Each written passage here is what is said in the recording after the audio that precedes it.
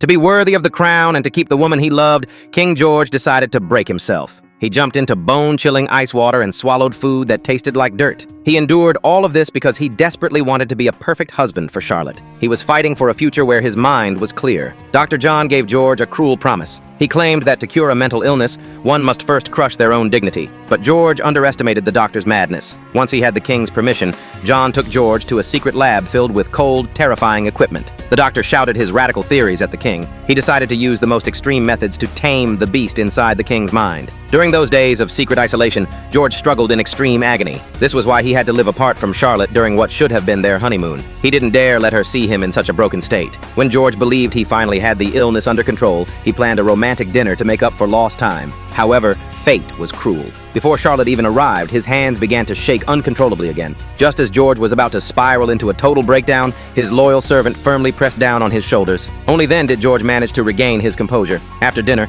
George ignored the doctor's strict warnings and insisted on moving back in with Charlotte. He was deeply drawn to her vibrant personality. It felt as though the shadows would disappear as long as he was by her side. But in the middle of the night, the illness swallowed him again without warning. When George woke up in the morning light, his memory was a total blank. Charlotte was gone. He stumbled to the window and saw a carriage driving away in the distance. In that moment, a piercing coldness swept through his entire body. He realized that his ugliest secret had finally been discovered by the woman he loved.